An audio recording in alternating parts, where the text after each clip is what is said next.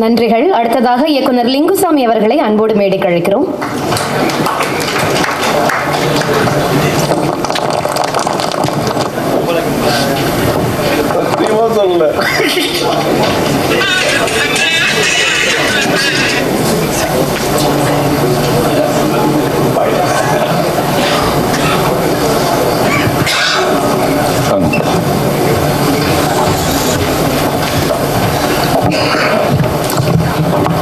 எல்லாருக்கும் வணக்கம்.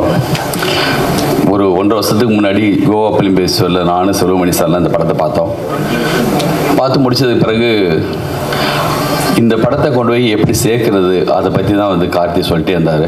நம்ம கார்த்தியும் நம்ம சந்தானம் அவங்களும் அந்த வேலையை ரொம்ப சிறப்பாக ரொம்ப அழகாக நான் ஒரு அழகாக பார்த்துட்ருக்கேன்.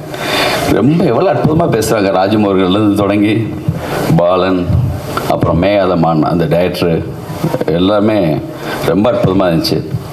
ரொம்ப அழகாக போயிட்டுருக்கு நான் சொல்லிகிட்டே இருந்தேன். அதுக்கப்புறம் ராணா அவங்களும் உள்ளே வந்துட்டாங்க. ரொம்ப நன்றி சார். நாங்கள் ஒரு குரூப்பில் வந்து ஒரு வாய்ஸ் போட்டார், படம் பார்க்க வரணும்னு சொல்லி மெசேஜ் போட்டார் சொன்னாங்கல்ல. நாங்கள் டைரக்டர்ஸ் ஒரு குரூப்பு இருக்கோம். அதுக்கு பேர் வந்து ரெய்னான். அந்த டீம் பேர் Mani sir, Shankar sir, Vetrimaaran, Lokesh, Karthi, Sasi sir, Murugadoss எல்லாமே, பாலசக்திவேல், பாலன் எல்லாம் இருக்காங்க. ஏன் ரெய்னான்னு வச்சதுன்னா, அம்மா இது உங்களுக்காக ட்ரெய்லர் அம்மா தான் ரிலீஸ் பண்ணாங்க. ரொம்ப அற்புதம், அவங்களுக்கு வந்து நன்றி. அப்போது ஒரு ஷூட்டிங் வந்து ஸ்ரீலங்காவில் நடந்திருக்கு. அந்த ரெயின் சொல்லுங்கள் பிரிஜாந்தி ரிவர் அந்த படத்துடைய ஷூட்டிங்கை அங்கே இருக்கிற ஒரு சின்ன பையன் பார்த்துட்டு இருந்திருக்காங்க. பார்க்கும்போது ரெய்னான்னு சொல்லிட்டு ஒருத்தர் சொன்ன உடனே மழை வருது. ஆச்சரியமாக அந்த பையன் பார்க்குறாங்க. யாரா ஒருத்தர் ரெய்னான்னு மைக்கில் சொன்னால் ரெயின் வருது, யாருன்னு பார்த்தா அவர் போய் உட்காந்தா அது ஒரு டைரக்டரோட சேரில் உட்கார்றாரு. கடவுளுக்கு பிறகு ஒருத்தர் சொன்னால் ரெயின் வருதுன்னா இந்த வேலையை தான் நம்ம லைஃப்பில் செய்யணும்னு சொல்லிட்டு வந்தவர் தான் பாலு மகேந்திரா சார். அதை வச்சு தான் நாங்கள் அதை வச்சோம். அந்த டீமுக்கு பேர் ரெய்னான்னு வச்சுக்கணும்னு சொல்லிட்டு. நல்ல படம் பார்த்தா சசிசார் சொன்னார்ல, அது வந்து பாகுபலியாக இருந்தாலும் சரி தான், நீலீராக இருந்தாலும் சரி தான், நான் வந்து சொல்லுவேன்னு சொல்லி. பெரிய படம் சின்ன படம், அது கண்டென்ட் உள்ள படம், இது கமர்ஷியல் படம், எனக்கு படம். அந்த படம் வந்து நம்ம எவ்வளோ தூரத்துக்கு என்கேஜ் பண்ணுது, அது எவ்வளோ தூரத்துக்கு வந்து அதை நம்மளை வந்து படம் மொத்தமும் பார்க்க வைக்கிங்கிறது தான் விஷயம். இந்த படத்துக்கு முழுக்க உயிர் இருக்குது. அந்த சோமேந்திரன் வந்து அந்த வாழ்க்கையை அங்கேருந்து பார்த்ததுனால அவரால் வந்து அவ்வளோ அற்புதமாக இந்த படத்தை வந்து பதிவு செய்ய முடிஞ்சிருக்கு. இந்த படம் குறித்து நிறைய நான் பேச வேண்டிய பல விஷயங்கள் எல்லாம் பேசிட்டாங்க. இதை கொண்டு போய் சேர்க்கறது தான் விஷயமாக நினச்சோம். அது ரொம்ப அழகாக இவ்வளோ இயக்குநர்களை லோகேஷ்லேருந்து ஆரம்பித்து இன்றைக்கி மிக முக்கியமான வெற்றிமாறன்லேருந்து, முருகதாஸ்லேருந்து, செல்வமணி சார்லேருந்து எல்லாருமே வந்து இவ்வளோ அற்புதமாக இந்த நிகழ்வை நிகழ்த்தினதுனால நிச்சயமாக இந்த படம் வந்து மிக அற்புதமாக தியேட்டரில் கண்டிப்பாக இது ரைட் டைமாகவும் இருக்குது. நல்ல படங்கள் நல்லா ஓடுது. இப்போது மிக சரியான நேரம். பாலன் சொன்ன மாதிரி ஒரு பதவதைப்பு இருந்துகிட்டே இருக்கும், யாருக்கு எதுவும் ஆகிடக்கூடாதுன்னு தோணிகிட்டே இருக்கும். அற்புதமான ஒரு எண்டு அப்படி இருக்கும். அதுவே வந்து மிக அற்புதமாக விஷயம். இதுக்கப்புறமும் ஒரு படம் பார்ட் 2 எடுக்கலாம். அந்தளவுக்கான ஒரு பெரிய ஒரு ட்ராவல் இருக்குது. இதுக்கப்புறம் இவங்களை கூப்பிட்டு போகிறத பற்றி மிக அற்புதமான ஒரு படைப்பு. இப்போல்லாம் என்னென்னா சங்கர் சார் அடிக்கடி சொல்லுவார், இந்த கதிர் போட்டாலே பயமாக இருக்கியா, நல்ல படம் மாதிரி தெரியுதுன்னு. சும்மா கிண்டலுக்காக நிறைய கதிர் போட்டு வர படங்களை பார்க்குறதுக்குன்னு. நாங்கள்லாம் பேசுகிறோன்னே இவன் வந்துட்டாங்கப்பா எல்லாருமே நல்ல படம்னு வேறு சொல்கிறாங்கன்னு பயந்துடாதீங்க. உண்மையிலேயே நல்ல படம். வாழ்த்துக்கள். நன்றி. நன்றிகள் சார். அடுத்ததாக இயக்குனர் AR முருகதாஸ் அவர்களை அன்போடு மேடைக்கு அழைக்கிறோம்.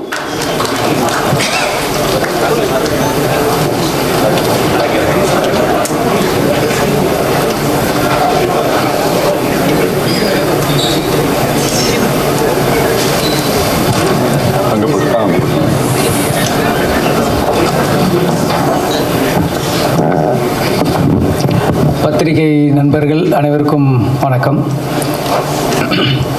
இந்த படத்தை வந்து கார்த்திகேயன் உங்களுக்கு வந்து மிகப்பெரிய நன்றியை சொல்லணும். இந்த மாதிரி ஒரு படத்துக்கு இப்படி ஒரு பேக்கிங் கிடச்சி இந்த பிளாட்ஃபார்மில் சொல்கிறதுங்கிறது வந்து அதுக்கு வந்து ஒரு தோல் கொடுக்கறதுங்கிறது உண்மையிலே ஒரு பாராட்ட வேண்டிய விஷயம். அதுக்கப்புறம் ராணா சார் என் முதலாளி அவங்க கேட்டு கெஸ்ட் ஹவுஸில் ஒரு வருஷம் நான் இருந்திருக்கேன். நீங்கள் வந்து நம்ம இண்டஸ்ட்ரிக்கு வந்து நீங்கள் தொடர்ந்து படங்கள் பண்ணுறது எனக்கு பர்சனலாக உங்களுக்கு நான் தேங்க்ஸ் சொல்லணும். அது இந்த மாதிரி படத்தை வெறும் சண்டை ஒரு சாங்கு இந்த மாதிரி ஒரு படம் பண்ணாமல் ரொம்ப இப்படி ஒரு படங்களையும் நீங்கள் பண்ணுறது வந்து அதுக்கு பேக்கிங் வந்து நீங்கள் பண்ணுறது வந்து உண்மையிலே ரொம்ப சந்தோஷமாக இருக்குது. இந்த சூழ்நிலையில் வந்து உங்களை மாதிரி தயாரிப்பாளர்கள் வந்து தமிழ் இண்டஸ்ட்ரிக்கு ரொம்ப தேவை. அதுக்கு உங்களுக்கு ஒரு ஸ்பெஷல் தேங்க்ஸ் எனக்கு. அதுக்கப்புறம் இந்த படத்தை வந்து கார்த்திகனை கூப்பிட்டு காட்டியிருந்தார். ஸோ படம் பார்த்தோம். ஸோ இப்போ டைரக்டர் என் பக்கத்தில் இருந்தார். இப்போ ஒவ்வொருத்தவங்களும் சொல்லிட்டு இருந்தாங்க பதப்பதப்பாக இருந்தார். அவர் தான் உண்மையிலே பதப்பதப்பாக இருந்தார். யாராவது கதையை சொல்லிவிடுவாங்களோ, ஏதாவது அந்த சம்பவத்தை சொல்லிவிடுவாங்களோன்ட்டு ஐயோ இது இவ்வளோ கிட்ட போயிட்டாரு சொல்லிவிடுவார் அப்படிங்கிற ஒரு டென்ஷன்லேயே இருந்தார். ஸோ ரொம்ப ரொம்ப அற்புதமான ஒரு படம். எல்லாருமே சொல்லிட்டாங்க.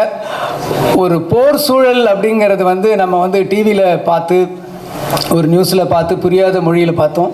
ஆனால் நம்ம பக்கத்து நாட்டில் நமது சகோதர நாட்டில் அவங்க எவ்வளோ கஷ்டப்பட்டாங்கங்கிறத ஒரு வார் சூழலை வந்து ஒரு வீட்டுக்குள்ளே சார் நான் ஜாஸ்தி சொல்ல மாட்டேன்.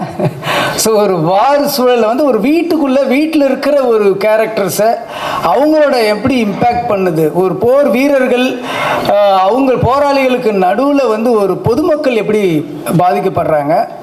ஒரு சாதாரணமாக நம்ம வந்து ஒரு திருமணம்ங்கிறது நமக்கு எவ்வளோ ஒரு சாதாரண ஒரு மறக்க முடியாத ஒரு நிகழ்வாக இருக்குது. ஆனால் அதே திருமணம் வந்து அந்த சூழலில் வாழ்ந்தவங்களுக்கு கிட்டத்தட்ட 80-90களில் வாழ்ந்தவர்களுக்கு வந்து எவ்வளோ கஷ்டமாக இருந்தது அப்படின்னு நினச்சி பார்க்கும்போது அதை அப்படியே கண்ணு முன்னாடி தத்ரூபமாக கொண்டு வந்து காட்டியிருக்காரு. அந்த வீட்டில் இருக்கிற கேரக்டர்ஸு நடிகர்கள்லாம் வாழ்ந்திருக்காங்கன்னு தான் சொல்ல முடியும். அந்த காஸ்டியூம் சொல்லும், அந்த போட்டிருக்கிற அவங்க ட்ரெஸ்ஸு வந்து அந்த கதை சொல்லுது. அந்த செவத்தில் மாட்டிருக்கிற படங்கள் வந்து அந்த கதையை சொல்லுது. ஸோ எல்லாமே ஒரு கிட்டத்தட்ட ஒரு 24 கிராஃப்ட்ஸும் வந்து கதை சொன்ன ஒரு படமாக தான் நான் இந்த நீலிராவை பார்க்குறேன். ரொம்ப ஒரு சில நேரத்தில் வந்து லிங்குசாமி நானும் தான் பக்கத்தில் உட்காந்து பார்த்துட்டே இருந்தோம். ஸோ படம் பார்த்துட்டு போயிட்டு இருக்கும்போது எல்லோரும் சொன்ன மாதிரி சடனாக வந்து ஒரு ஹிட்ச்காக் படம் பார்க்குற மாதிரி அப்படியே ஒரு கட்டி போட்ட மாதிரி இருந்தது. இந்த மாதிரி ஒரு கனமான ஒரு வலியான கதையை இப்படி ஒரு த்ரில்லர் மோடில் வந்து எப்படி சொன்னாருன்னு ஒரு ஆச்சரியமாக இருந்துச்சு.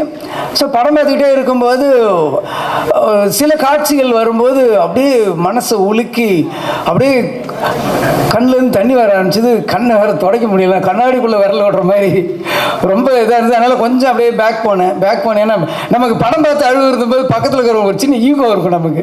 என்னடா அது அப்படின்னு பின்னாடி போயிட்டேன்னா லிங்குசாமி வாய் விட்டு அழ ஆரம்பிச்சிட்டாரு. சரி அவரே அழுகுறாரு, நமக்கு என்ன வந்ததுன்னு சொல்லிட்டு அதுக்கப்புறம் டிஷ்யூ பேப்பர்லாம் வச்சு கண்ணை தொடச்சிட்டு அது பார்த்தேன். ரொம்ப பிரமாதமாக உங்கள் 2 பேருக்காக என்னை வந்து 2 பேரும் அழ வச்சிட்டிங்க அது.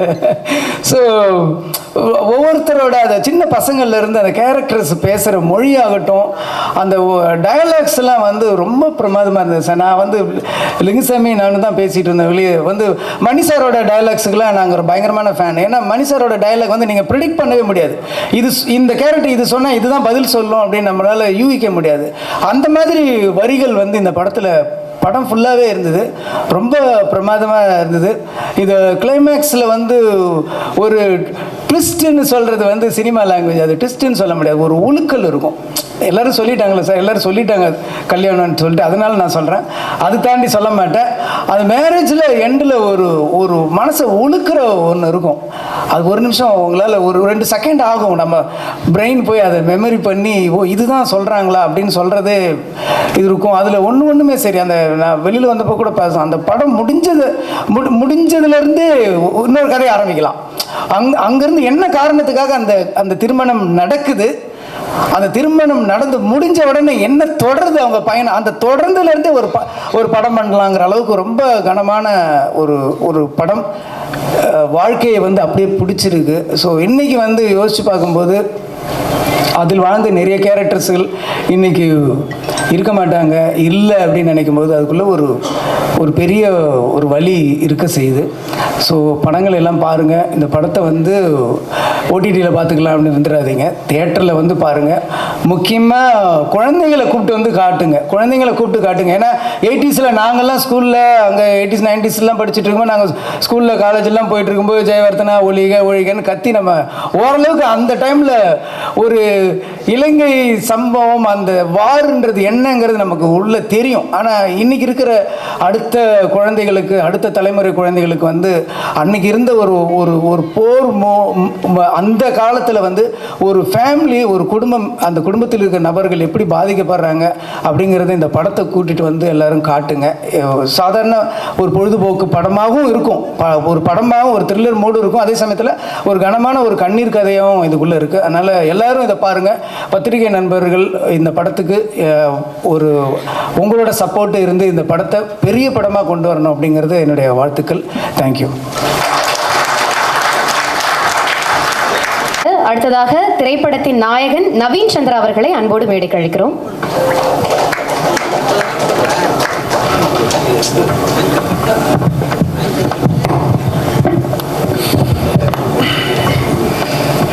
அனைவருக்கும் வணக்கம்.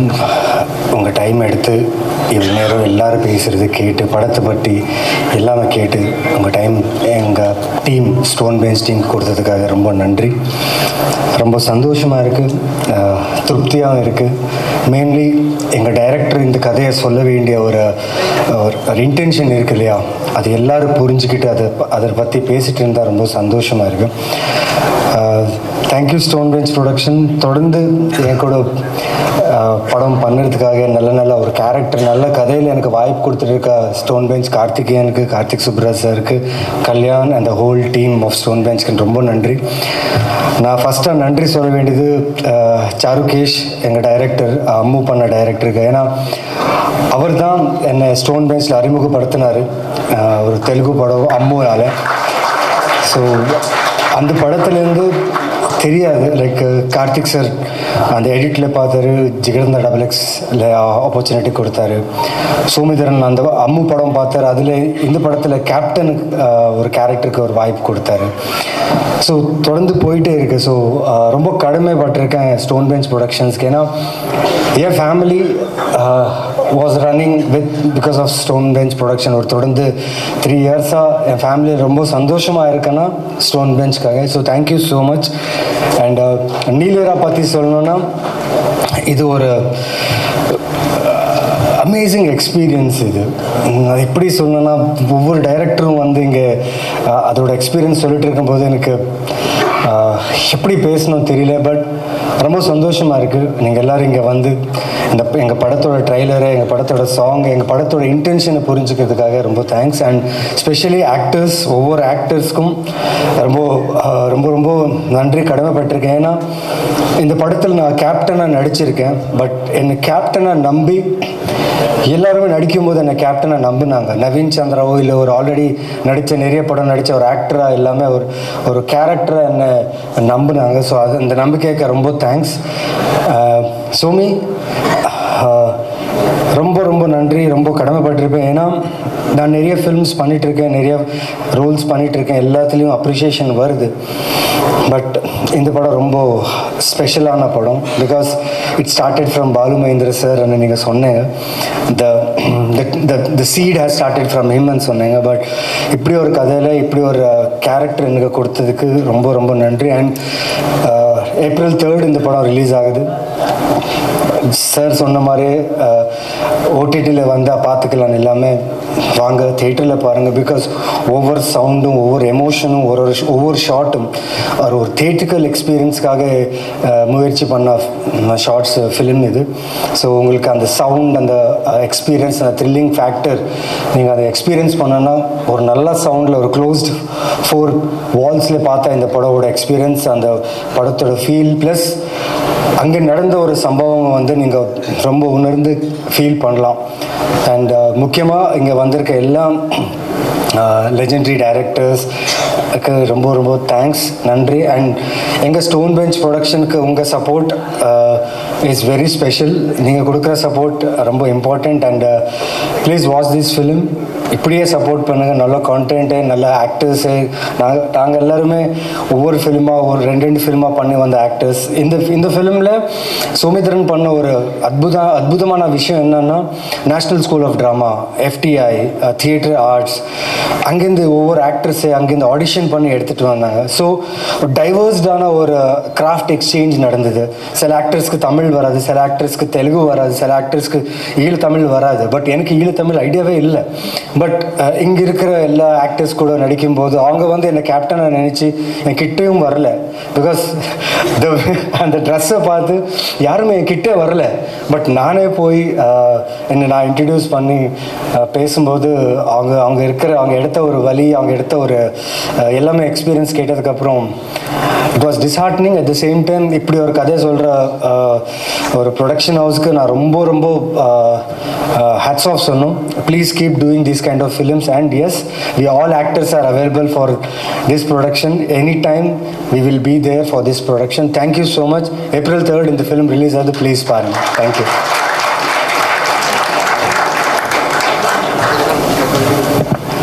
நன்றிகள் நவீன். வசந்தபாலன் சார் பேசும்போது ரொம்ப அழகான ஒரு வார்த்தை காயின் பண்ணியிருந்தாரு, சோமிதரனுக்கு ஆரத்தழுவல் அப்படின்னு. அது கேட்கவே ரொம்ப நல்லா இருந்தது. உங்களுக்கு ஆரத்தழுவல் கொடுக்கறதுக்காக இங்க கிட்டத்தட்ட 15 மாபெரும் ஆற்றல் மிகுந்த இயக்குனர்கள் வந்திருக்காங்க. பெரும் பெரும் பேன் இண்டியா படங்களுக்கு நடக்கிற ஒண்ணு இங்க நடந்திருக்குன்னா உங்க எல்லார்கிட்டையும் காமனா இருக்க ஒரு விஷயம், உங்க அத்தனை பேருக்கும் தமிழ் மீது மிகப்பெரிய பற்று இருக்கு. அத்தனை இயக்குனர்களுக்கும் தமிழ் மீது பற்று இருக்கிறதுனால ஈழத்தமிழர்களோட கதை மேலேயும் மிகப்பெரிய பற்று இருந்து அத்தனை பேரும் இங்க சோமிதரனுக்காகவும் ஸ்டோன் பெஞ்ச்காகவும் நட்புக்காகவும் மரியாதைக்காகவும் இந்த கதை களத்துக்காகவும் இங்க வந்திருக்கீங்க. இது கதை களத்தை உருவாக்குனவருக்கான ஒரு தருணம். நீடிரா படத்தினுடைய எல்லாரையும் போயிட்டு இருக்கிறனால கடைசியாக கூப்பிடுவாங்க போல இருக்குன்னு நினச்சேன். நான் இதோட ப்ரெஸ் மீட்டில் பேசும்போது நிறைய பேசினேன். ஏன்னா அப்போ தான் அந்த இது என்ன படம்ன்றத முதல் தடவையாக இந்த உலகத்துக்கு சொல்ல வேண்டிய தேவை இருந்தது. இப்போ நாங்கள் எல்லோரும் பேசிகிட்டு இருக்கும்போது எனக்கு ஓடிட்டு இருந்த ஒரு விஷயம் ஒன்று தான். என்னுடைய நண்பன் எழுத்தாளன் சாயந்தன், அவன் நானும் ரொம்ப வருஷமாக ஸ்கூல் ஃப்ரெண்டு. எப்பயும் பேசிட்டு போவோம், எங்களை பற்றி நாங்களே பேசிகிட்டு இருக்கோமேடா, என்னைக்குடா எங்களை பற்றி இந்த உலகம் பேசும், இந்த ஈழத்தமிழருடைய வழியையும் இந்த ஈழத்தமிழருடைய கதைகளையும் என்னைக்குடா அந்த உலகம் பேசும், நம்மளே பேசிகிட்டு இருக்கோமே அப்படின்னு இந்த ப்ரெஸ்ஸெல்லாம் வந்திருக்காங்க. ஸோ இதோட ப்ரெஸ் ஈவெண்ட்டில் நானே பேசிகிட்டு இருந்தேன், இன்றைக்கி எல்லாருமே பேசிட்டாங்க. அதனால் எனக்கு உண்மையிலேயே பேசுகிறதுக்கான வார்த்தைகள் இல்லை. எனக்கான வார்த்தைகளை, என்னுடைய வார்த்தைகளை என்னைக்கு எல்லாரும் பேச ஆரம்பிச்சிட்டாங்களோ அதுவே எனக்கு முதல் திருப்தியாக இந்த இடத்துல நான் உணர்றேன். இந்த படம் அந்த வேலையை செய்திருக்கிறது அது கார்த்திக் சுப்புராஜ்னால தான் நிகழ்ந்தது. நான் ஏற்கனவே சொன்னது போல் அவர் பயங்கரமாக ஈழத்தை பற்றி நாங்களும் அவ்வளோ கதைகளை பேசிகிட்டு இருக்கோம். நிறைய கதைகள் அவருக்கு உள்ளேயுமே இந்த கதைகளை பண்ணிடணும்னு இருந்தது. அந்த கதைகளை பண்ணுறதுக்கான ஒரு தொடக்க புள்ளியாக இது இருக்குன்னு நினைக்கிறேன். நான் பாலுமந்திரா சாரோட அதே மட்டக்கிளப்பில் அதே பாடசாலையில் படித்தேன். பிரிச்சம் தலைவர் காவாய் படம் பற்றி லிங்குசாமி சார் சொல்லிட்டு இருந்தார். பாலுமந்திரா சாரை இன்ஸ்பயர் பண்ண படம் அது. அவர் சின்ன பிள்ளையாக போயிருக்கும்போது ட்ரெயின்னு சொன்னால், ஒருத்தர் சொன்னால் மழை பெய்யுது, ஒருத்தர் நிறுத்த சொன்னால் மழை நிறுத்துன்னா நான் இவனால தானே வரணும் அப்படின்னு அன்றைக்கி நினச்சதா அவர் சொல்லியிருந்தார். அவர் அதுக்கு முன்னாடி எங்கள் ஊரில் ஒரு ஃபாதர் மில்லர்னு ஒருத்தர் இருந்தார். அவர் பாலுமந்திரா சாருக்கு பைசிக்கிள் தீஃப் படம் போட்டு காட்டிருக்காரு. அவர் போனால் அவர் படம் போட்டு காட்டுவார், அது எல்லா ஸ்கூல் பிள்ளைகளும் போட்டு காட்டுவார். அவர் ரொம்ப வயசாகி அதுக்கு பிறகு எங்களுக்கும் அவர் படம் போட்டு ஏதோ ஒரு படம் போட்டுக்கார். நமக்கு அந்த படமெல்லாம் தெரியாது. நம்ம ஏதாவது இந்த டின் இந்த மாதிரி ஏதோ கார்ட்டூன் போடுவார், அந்த மாதிரி நடிச்சிட்டு இருந்தோம். ஏன்னா வீடுகளில் அந்த வசதிகள் இல்லாதனால. ஸோ அங்கே இருந்து தான் அந்த புள்ளி தொடங்குதுன்னு நினைக்கிறேன். உண்மையில் இன்றைக்கி ஒரு உணர்வுபூர்வமான விஷயமா இருந்துச்சு அம்மா இது பண்ணது. எங்களோட கதையை, எங்களுடைய வாழ்க்கையை எனக்கு ராஜமுருகன் எல்லாரும் சொல்லும்போது சொன்ன மாதிரி யாழ்ப்பாண நூலகம் டாக்குமெண்ட்ரி பண்ணும்போது பாலுமந்தா சார் அந்த மேடையில் வச்சு என்ன சொல்லியிருந்தார், என்றைக்காவது எங்களோட கதையை இந்த சினிமாவில் சொல்லணும் அப்படின்னு. அதுவும் வந்து நம்ம இந்த தமிழ் சினிமாவுக்கு வெளியில் போய் ஒரு படத்தை பண்ணி தனியாக வந்து ஒரு இடத்துல சொல்கிறத விடவும் இந்த தமிழ் சினிமாவில் இருந்து கொண்டு இந்த தமிழ் சினிமாவுக்குள் நாம் ஒரு கதையை சொல்வது என்பது தான் நாங்கள் தமிழ் சினிமாவுக்கு செய்கிற கண்ட்ரிபியூஷனும் தமிழ் சினிமாவில் எங்கள் கதைகள் பேசப்படுறதுக்கான விஷயமாயும் இருக்கும். ஆனால் இதுக்குள்ளே இதை செய்யணும்னு சொன்னார். அதை இன்று சாத்தியப்படுத்தியிருக்கக்கூடிய கார்த்திகேயனுக்கும் கல்யாணம் எங்கேன்னு தெரியல கல்யாணுக்கும், ஏன்னா அவர் ஸ்கிரிப்ட் படிச்சுட்டு நிறைய சொல்லியிருந்தாரு. இந்த ஏன்னா ஏன் சொல்கிறேன்னா, நான் வந்து நானுமே அந்த மனம் ஈழப்படம்னா கொஞ்சமாக ஏதோ அந்த ஈழத்து கதையெல்லாம் கொஞ்சம் ஆர்டிஸ்டிக்காக பண்ணணும் போல இருக்குன்ற இதில் இருக்கும்போது கல்யாணம் சொல்லிட்டு பாரு, இதில் அவ்வளோ கமர்ஷியல் இருக்குது, இவ்வளோ கமர்ஷியல் இருக்குது, ஏன் வந்து அந்த ரூட்டில் போகிறீங்க, இந்த ரூட்டில் வாங்க அப்படின்னாரு. ஸோ அப்படி தான் வந்து இந்த இப்போ எல்லாரும் பேசின மாதிரியான ஒரு எல்லாரும் ரசிக்கக்கூடிய இடத்துல அந்த படத்தை என்னால் அந்த பண்ண முடிஞ்சுன்னு நினைக்கிறேன். அதான் எனக்கு இன்னைக்கு எனக்கு ரொம்ப பேசுகிற இதில் இல்லை, அதனால் எல்லாருக்கும் நன்றி. நான் என்னுடைய ஒரு நன்றி அறிதலாக சொல்லிக்கலாம்னு நினைக்கிறேன். என்னோட டீம் கும்பிட்டுக்கலாமா, விக்கி, கொஞ்சம் உதவி இயக்குனர்கள், விக்கி வந்து என்னோட கோடைரக்டரு. விக்கிலாம் வந்து எந்த ஒரு விஷயம் சொன்னாலும் அது நடந்துடும் நம்பலாம். நமக்கு இந்த வீட்டில் அந்த அம்மாவோட பேசுறதுக்கு பயமாக இருந்தால் விக்கி பேசுங்கன்னா பேசிடுவார், எதை பற்றியுமே யோசிக்காமல். அந்த மாதிரி இந்த படத்தில் நிறைய உதவி பண்ணார். சதீஷ், நவீன், சுகன்.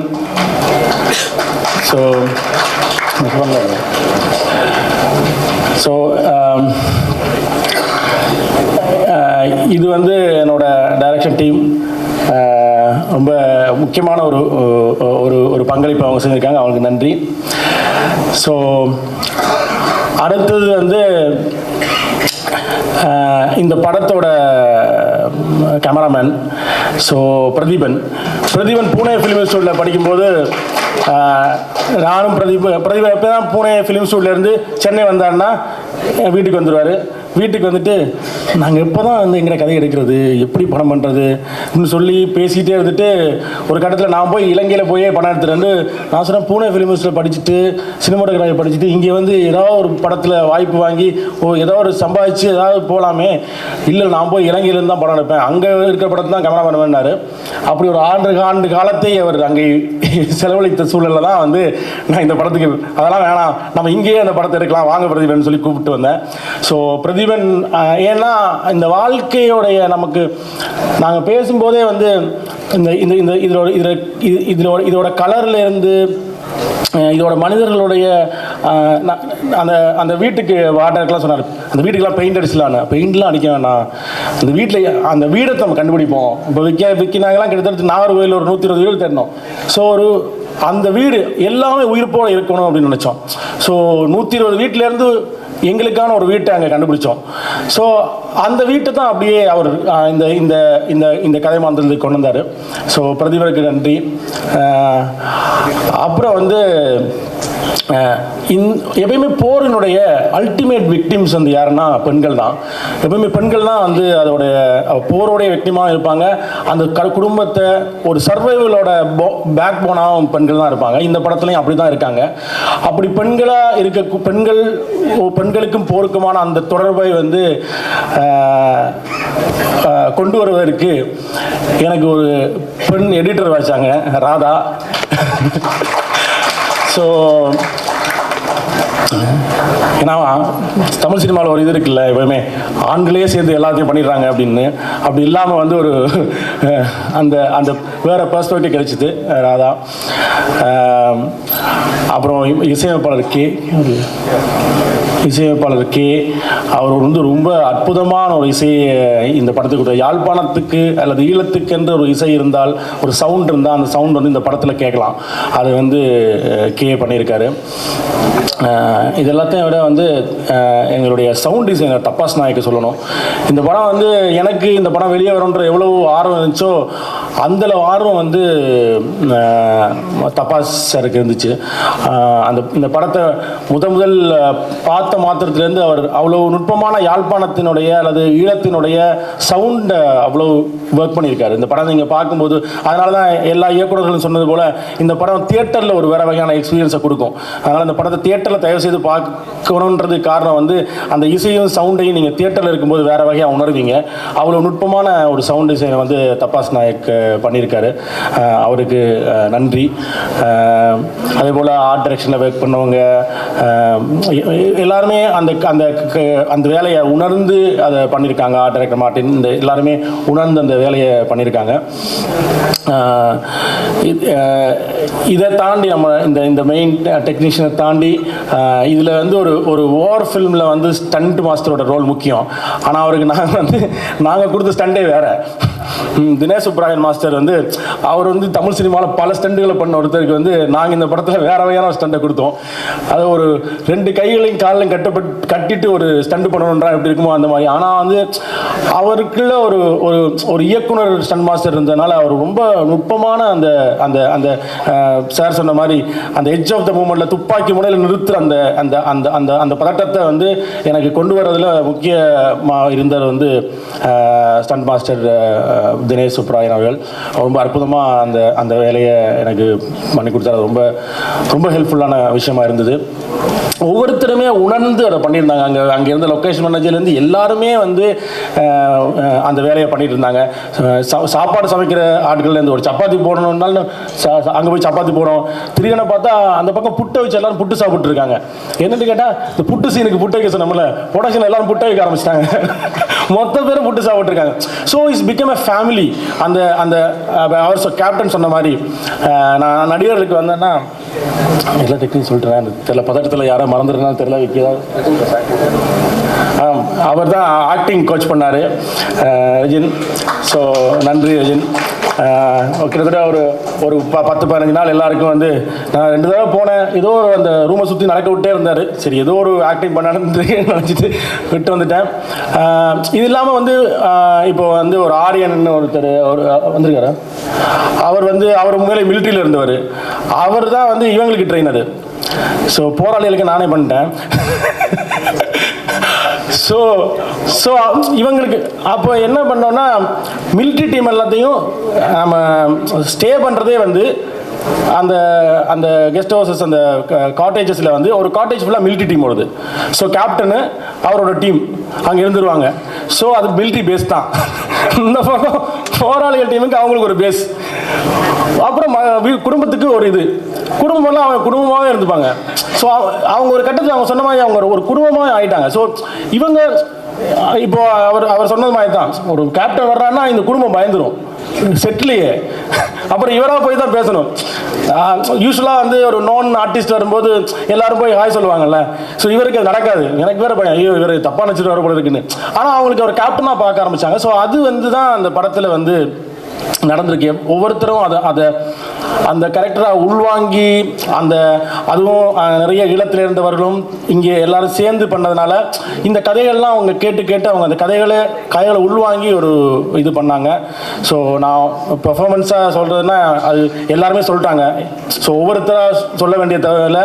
ஒட்டு மொத்தமாகவே அந்த படத்தில் நடித்தவர்னு சொல்ல தேவையில்லை. அவங்க எல்லாருமே ஒரு லைஃப்பை வாழ்ந்துட்டு வந்திருக்காங்கன்னு நினைக்கிறேன்.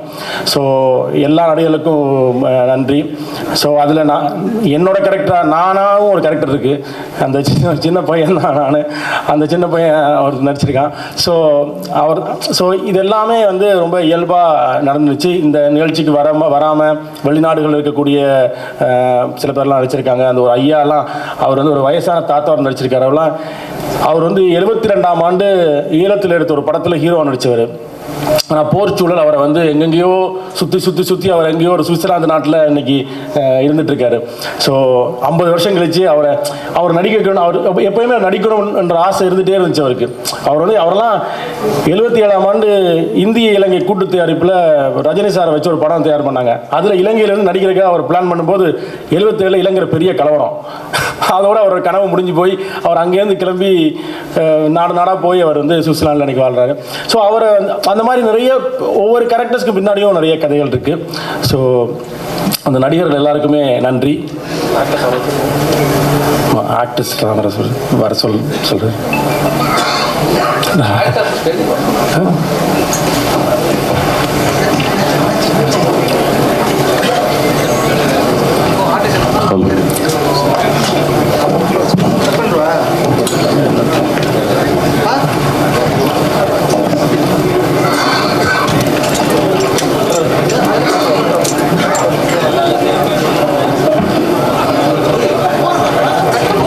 நீங்க சென்டர் வந்து ஃபோட்டோ இருக்குமா? Photo centre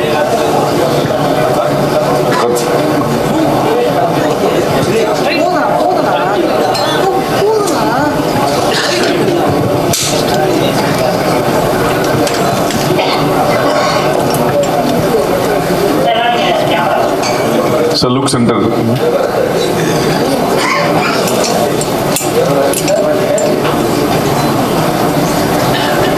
Okay? Okay, sir. Kamal, Lokesh, Ukar. Ukar, Kamal, Ukar ma. Sir, visuals, second look anga.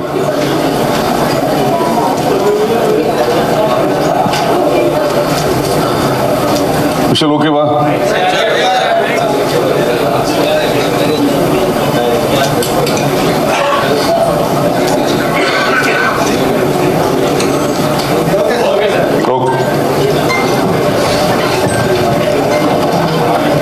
So அனைவருக்கும் நன்றி.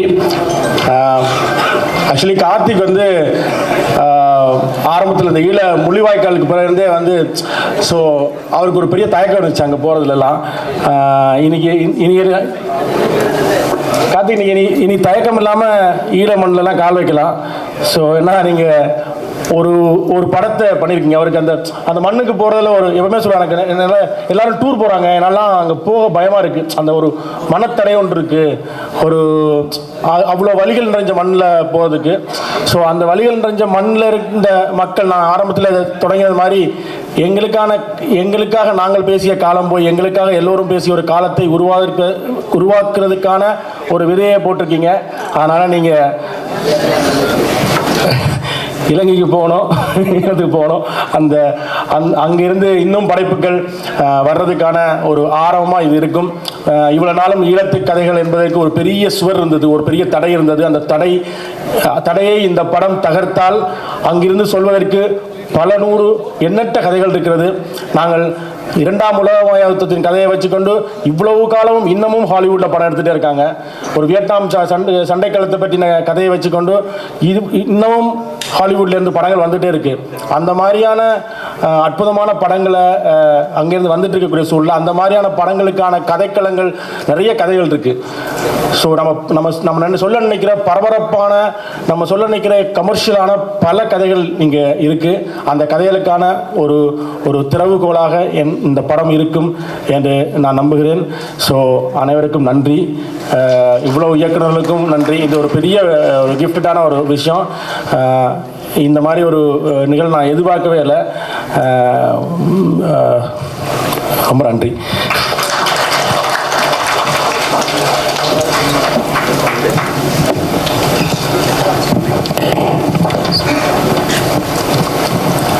நன்றிகள் சோமேதரன். இன்னைக்கு ஈழத்தமிழர்கள் உலகம் முழுவதும் பரவி இருக்காங்க. மலேசியா, சிங்கப்பூர் ஆகட்டும், ஆஸ்திரேலியா, நியூசிலாந்து ஆகட்டும், ஜெர்மனி, நெதர்லாண்ட்ஸ் ஆகட்டும், இல்லை லண்டன் ஆகட்டும், எல்லா இடங்கள்லையும் பரவி இருக்காங்க. ஒரு சிலர் அவங்களோட ஊரை ரொம்ப மிஸ் பண்றாங்க. ஒரு சிலர் எது என்னோட ஊர், எது என்னோட குலதெய்வம்னே தெரியாமையே அந்த ஃபீலிங்லேயே வாழ்ந்துட்டு இருக்காங்க. அவங்க யாரா இருந்தாலும் சரி, அவங்களோட வழி எல்லாமே ஒண்ணுதான். அத்தனை ஈழத்தமிழர்களுக்குமான ஒரு திரைப்படமா நீளிரா டெஃபினட்டா இருக்கும்.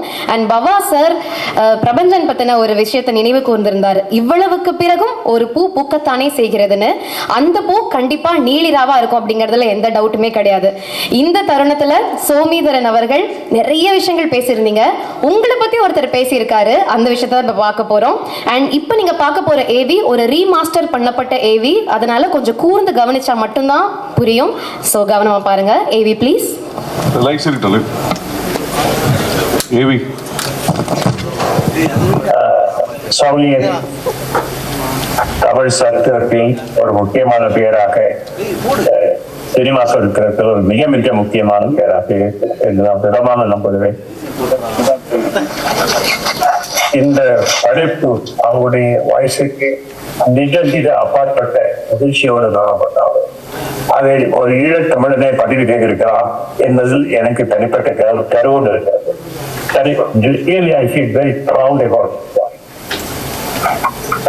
அதே சமயத்தில் நான் இங்கே எதை சென்று இருக்கிறேன் என்று ஒரு வெட்கப்பேடான ஒரு ரீசன்ஸ் வருகிறேன். What am I doing here? என்ற கட்சி வசிக்கிறது. அவங்களுக்கு நீ இன்னும் பல விஷயங்கள் செய்ய வழி இருக்கிறது, உனக்கு வயசு இருக்கிறது, உனக்கு எந்த நேரத்தில் என்ன உதவி வேணுமோ அதை செய்ய நான் காத்திருக்கேன். அது மட்டும்தான் என்னால் செய்ய முடியும். காரணம் ஷார்ட்கட் என்று சொல்வதற்குள் காலம் கடந்து போய்விட்டது. வந்து திரும்பி பார்க்கும்போது 65 தாண்டி ஆகிவிட்டது. ஒரு ஹார்ட் அட்டாக், ஒரு ஸ்ட்ரோக் முடித்து இங்கே உட்கார்ந்து பேசிக்கொண்டிருக்கிற ஒரு நிலையை உனக்கு நான் கருதாக என்ன செய்து விடப்போகிறேன். ஏதாவது சிறிய உதவியாக இருந்தால் பெரிய உதவியாக இருந்தால் முயற்சி செய்ய, சிறிய உதவியாக இருந்தால் ஓடிகள் செய்கிறேன். I am at your service, Sonia. Please do call me if there's anything that is needed. And I don't know.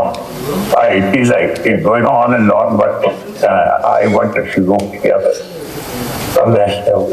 Thank you. Another நன்றி இயக்க சதவீதத்தான அர்த்தமாக உன்னுடைய ஒரு சக படைப்பாளி என்ற முறையில், ஒரு சக சினிமா மாணவன் என்ற முறையில், ஒரு ஈழ தமிழ் என்ற முறையில் நன்றி நன்றி தம்பி, நன்றி.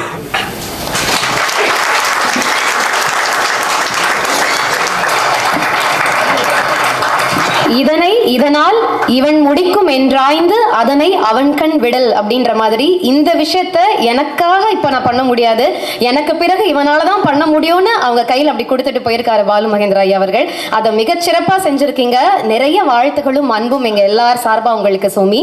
அண்ட் அடுத்ததாக பெப்சி மற்றும் டைரக்டர்ஸ் யூனியனுடைய பிரசிடென்ட் இயக்குனர் RK செல்வமணி அவர்களை அன்போடு மேடை கழிக்கிறோம்.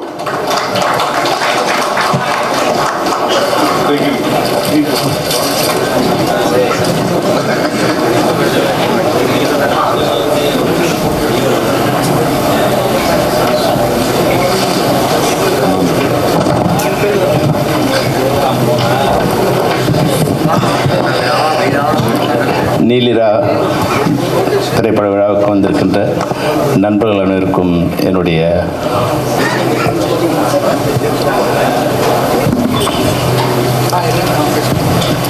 வணக்கம். நம்ம முதல்ல இந்த படத்தை நானும் லிங்குசாமி படம் பார்க்க போயிருந்தோம். அப்போ உண்மையாக வந்து கார்த்திக் சுப்ராஜுக்காக தான் இந்த படத்தை பார்க்க போனோம். ஏன்னா அதை பற்றி எந்த விதமான அபிப்பிராயமும் இல்லை, அதை பற்றி எதுவும் தெரியாத நேரத்தில் இந்த படத்தை பார்க்க போயிருந்தோம். படம் பார்த்த உடனே நான் கார்த்திக் சுப்ராஜ் கேட்ட முதல் கேள்வி, இந்த படத்தோட டைரக்டர் யார், நான் அவரை பார்க்கணும் அப்படின்னு. அப்போ தான் சோமியை கூப்பிட்டு எனக்கு இன்ட்ரடியூஸ் பண்ணாங்க. நான் சொன்னேன், கார்த்திக் இது வந்து தமிழ் சினிமாவோட மிக முக்கியமான படம், அது அப்படியே என்ன மாதிரியே யாருக்கும் ஒன்றுமே தெரியாமல் படத்தை ரிலீஸ் பண்ணிட்டீங்கன்னா அது வந்து ரீச் இல்லாமல் போயிடும். அதனால் தயவுசெய்து இந்த படத்தை வந்து சரியான முறையில் எல்லாருக்கும் தெரியப்படுத்தி இந்த படத்தை ரிலீஸ் பண்ணுங்கள். நல்ல வேலையாக வந்து அது காத்திருந்து ஒரு சரியான நேரத்தில் இந்த படத்தை ரிலீஸ் பண்ணுங்கன்னு நினைக்கிறேன். Karthik, wish all the best. ஏன்னா இப்போ வந்து சின்ன படங்கள் வந்து நல்லா ஓட ஆரம்பிச்சிருக்கு. தமிழ் சினிமாவோட பொற்காலமாக, சின்ன படங்களோட பொற்காலமாக நான் இப்போ நினைக்கிறேன். கடந்த 2-3 மாதங்களில் வந்து ஒரு 7-8 சின்ன படங்கள் வந்து நல்ல வெற்றி அடைஞ்சிருக்கு. அப்போ அந்த வகையில் இந்த படம் கூட வந்து மிகப்பெரிய ஒரு வெற்றி அடையக்கூடிய வாய்ப்பு இருக்குது. இந்த படம் வந்து ஒரு சாதாரண படம் மாதிரி ஆரம்பித்து ஒரு வார் சூழலை, ஒரு யுத்த சூழலை எப்படி வந்து யுத்தத்தையே காமிக்காமல், அதாவது வந்து சைக்கோ படம் பார்க்கும்போது அப்போ சொல்லியிருந்தாங்க, சைக்கோ படம் வந்து உலகத்தையே வந்து மிரட்டின ஒரு படம். அதில் ஒரு இடத்துல கூட கத்தி குத்தே இருக்காது. கத்தியால் குத்தி தான் எல்லாரும் சாவடிப்பாங்க, ஆனால் கத்தி குத்துறது அந்த படத்தில் எங்கேயுமே நீங்கள் பார்க்க முடியாது. அது மாதிரி இந்த படத்தில் சுற்றி வார் தான் நடக்கும், யுத்தம் தான் நடக்குது. ஆனால் ஒரு நிமிஷத்துலையும் அந்த பயம் பார்க்குறவங்களுக்கு ஏற்பட்டுகிட்டே இருக்கும். ஆனால் அது நேரடியாகவே காமிக்கிறது இல்லை. இதை என்னோட நண்பர் ஒருத்தர் பார்த்தார். நான் முதல்ல கார்த்திகிட்ட கேட்டேன், கார்த்திக் இது வந்து சென்சார் பண்ணிட்டீங்களா நீங்கள் அப்படின்னு. சென்சார் ஆயிடுச்சு சார் சொன்னார். எப்படிப்பா அந்த படத்தை இப்படி விட்டாங்க? இது வந்து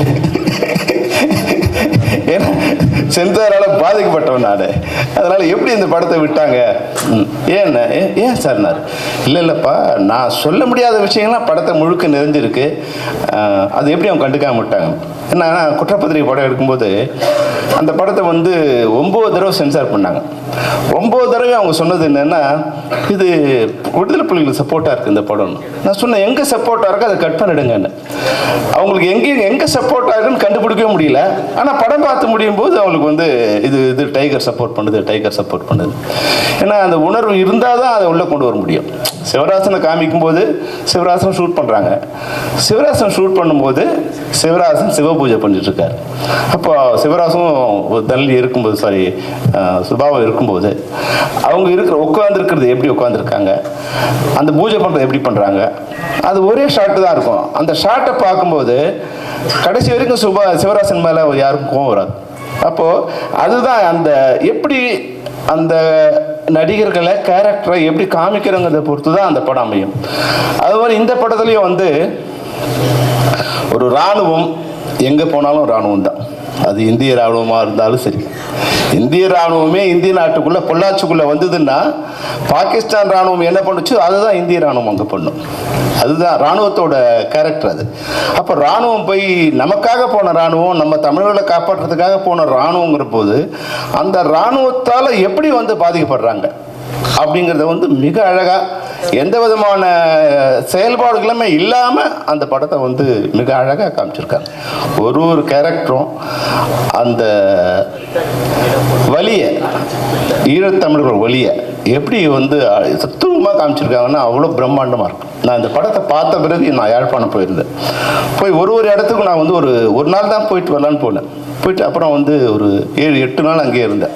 ஒரு இடத்துக்கும் நான் வந்து போகும்போது இந்த படத்தை நான் அங்கே வந்து பொருத்தி பார்த்துப்பேன். அந்த முள்ளிக்காடு போய் நிற்கும்போது, அந்த பனங்காட்டுக்குள்ளே நிற்கும்போது ஒரே மரண ஓலமாக இருக்குது. அதுக்குள்ளே என் நண்பரை கூப்பிட்டு போயிருந்தேன்.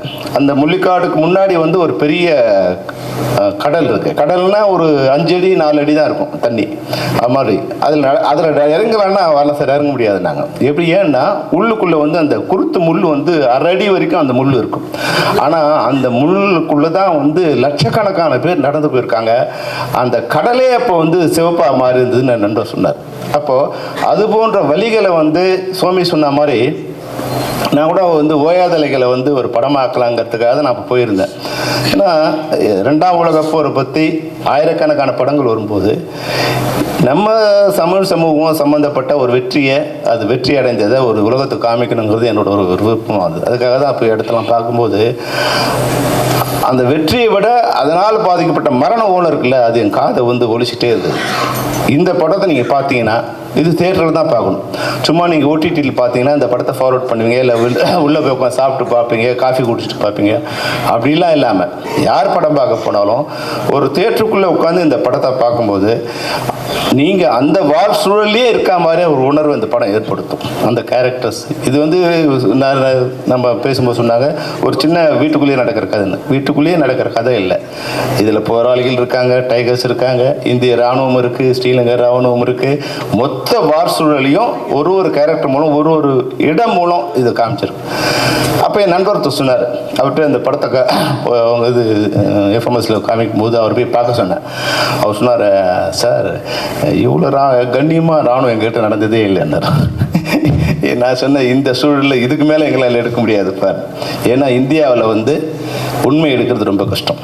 எவ்வளோ பொய் வேணாலும் சொல்லலாம், ஆனால் உண்மையை மட்டும் இங்கே சொல்ல முடியாது. அதுதான் எங்களோட சூழ்நிலை. அதனால் இந்த உண்மையை சொல்கிறதுக்கே மிகப்பெரிய பாடுபட்டுருக்குப்பா. அதனால் இவ்வளோ தான் எங்களால் சொல்ல முடியும், நீ நினைக்கிறதெல்லாம் எங்களால் சொல்ல முடியாது அப்படின்னு சொன்னேன். அதனால் நிச்சயமாக இந்த படத்தை பார்க்குறது 2 வகையில் நல்லது. ஒன்று, தமிழ் சினிமாவில் இது போன்ற நம்மளுடைய வழிகளை காமிக்கிற, நம்மளுடைய மண் சார்ந்த, இல்லை நம்மளுடைய கலாச்சாரம் சார்ந்த, நம்ம இனம் சார்ந்த படங்கள் வந்து நிச்சயமாக வெளியே வரும். இன்னொன்று, தமிழ் சினிமாவும் உலக சினிமாவுக்கு தரமாக இருக்குது அப்படிங்கிறதுக்கான ஒரு படமாக இருக்கும். நிச்சயமாக இந்த படம் மிகப்பெரிய வெற்றியிடம். கார்த்திக், நீங்கள் எதுக்காக ஒரு பேஸ் கொடுத்துட்டீங்க. நல்ல ஒரு நான் வரும்போது ஏதோ ஒரு என்னால் வர முடியாது, இன்றைக்கி உண்மையாகவே ரொம்ப டயர்டாக இருந்தது. ஆனால் இந்த படத்துக்காக வரணும்னு நான் உங்களுக்கு சொன்னேன், அதுதான் இந்த படத்துக்காக வந்தேன். அங்கே வந்து பார்த்தா உண்மையாக தமிழ் சினிமாவோட பிரம்மாண்டங்கள் எல்லாம் அங்கே உட்காந்துருக்கீங்க, எல்லா டைரக்டர்ஸும் உட்காந்துருக்காங்க. அது உங்களுக்காகவும் இந்த படத்துக்காகவும் வந்தது. இது நிச்சயமாக இந்த பிரம்மாண்டம் மாதிரி தியேட்டர்கள் கூட நிச்சயமாக அரங்குகள் நிறைந்து ஒழிந்து எல்லாருமே இந்த படத்தை பார்ப்பாங்க. எல்லாரும் பார்க்கறதுக்கு உண்டான வாழ்த்துக்களை தெரிவித்து விடைபெறுகிறேன். நன்றி, வணக்கம். நன்றிகள் சார். அடுத்ததாக இயக்குனர் திரு லோகேஷ் கனகராஜ் அவர்களை அன்போடு மேடைக்கு அழைக்கிறோம்.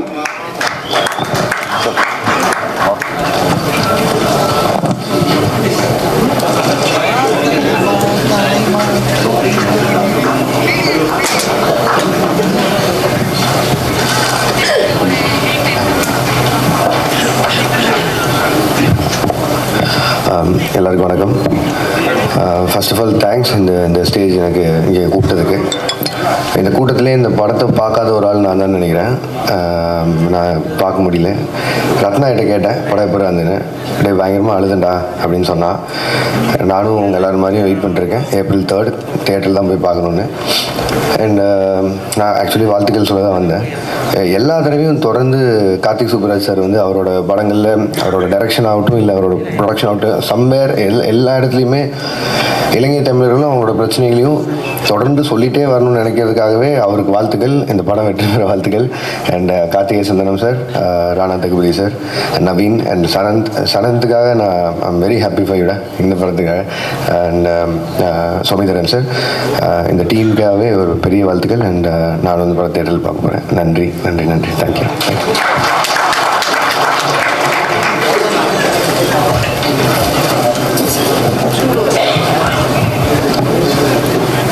நன்றிகள். All is fair in love and வார்னு சொல்லுவாங்க. காதல் எல்லாமே ஃபேராக இருக்கலாம், ஆனால் போரில் எல்லாமே ஃபேராக இருக்கலாமா அப்படிங்கிறத பேசுறது தான் இந்த திரைப்படம். இந்த திரைப்படம் எவ்வளோ முக்கியமான ஒரு திரைப்படம், எவ்வளோ நுட்பமான விஷயங்களை பேசுது அப்படிங்கிறத நல்லா புரிஞ்சுக்கிட்டு இதுக்கு முன்னாடி இருந்தே ஒரு மிகப்பெரிய சப்போர்ட்டாக இருந்து இன்னைக்கு வாஞ்சையோடு இங்கே வந்திருக்கக்கூடிய நடிகர் மற்றும் தயாரிப்பாளர் திரு ராணா அவர்களை அன்போடு மேடை கழிக்கிறோம்.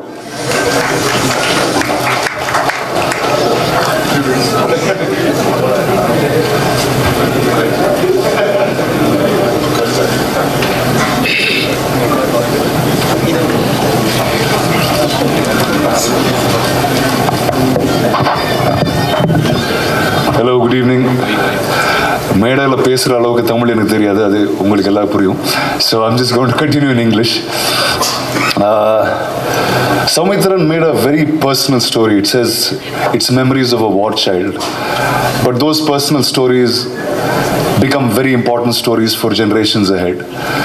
I saw so many directors speak where in the West you have anything that happens of conflict, of war. So many films are made, whether it's the time in Germany, whether it's the time in Vietnam. I think all of us in India know those stories through the films they've made. But issues and conflicts that happen in our land to our people in India and outside of India are not spoken enough. At Spirit Media about 5 years ago, we took an extreme effort to say, let's tell cultural stories, doesn't matter which language it's from. We started stories from Malayalam, we told stories from Marathi, now Tamil, Telugu obviously has been home. And I just first have to thank Karthik and the team to just support cinema like this. It's indie, it's important, it is soul, it is who we are. Being associated with this film is a huge honor. A bunch of you all were thanking me, but it's really, I have to thank all of you. And what a fine craftsman, man, you are, Soumithran, really. A film that has war, that has no blood, no bullets, but is deeply, deeply engaging with such fine actors around. I don't know all of you all, but every single time I saw this film 3 times from the time they sent it to me. The first, you came like in the middle of the night, I think at some point, to say, okay, let's watch the film now. I said, dude, I'm sleepy, let me watch it in the morning. And the first viewing, I was just worried. I said, okay, now when Naveen's character walks in, I said, okay, is there going to be some conflict with the government when we tell stories like this? then we're like, okay, I'm touching a topic that usually is not touched upon. And then I realized that nobody in Tamil made these movies also. So I said, why are these guys calling me? Are they trying to throw me under the bus first and then get in that ride? So that was the first question I had.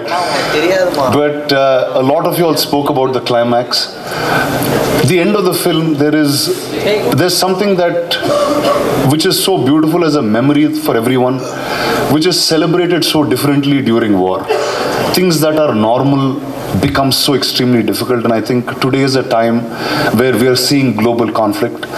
And all of you all said if a bomb is thrown some other part of the world, there's no gas in India right now in our house. So I think from tiny things like this, we will be in a situation where this might become our reality. So I think telling stories like this is very important. Cinema is the only place that you can tell it, and you can have a sense of reality. There was somebody earlier on stage who said, actually Murugadas sir said this earlier, he said, in the 80s, early 80s and the 90s, the citizens knew about what war meant. They knew protocols of war. They knew how to be or react with one another just as humans. I think that is forgotten in this generation and this time. So I think Neelira will become a very, very important film for now and times to come. So thank you, and thank you for getting this film to me, guys. Thank you so much. Thank you so much sir. இன்னும் 2 நபர்கள் தான் பேச இருக்காங்க. அதை முடிச்சதுக்கு அப்புறம் அனைத்து இயக்குனர்களும் ஒன்றாக மேடைக்கு வந்து ட்ரெய்லரை மறுபடியும் ரிலீஸ் பண்ணணும்னு கேட்டுக்கிறோம். அடுத்ததாக இயக்குனர் வெற்றிமாறன் அவர்களை அன்போடு மேடைக்கு அழைக்கிறோம்.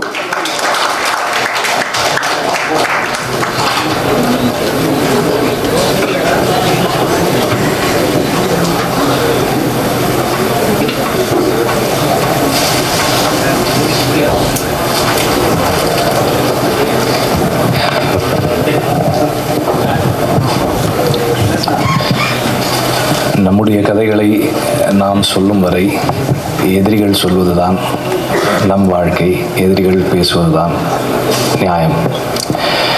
அந்த இடத்துல இருந்து தான் நீலிராவை பற்றி பேச ஆரம்பிக்கணும்னு நினைக்கிறேன்.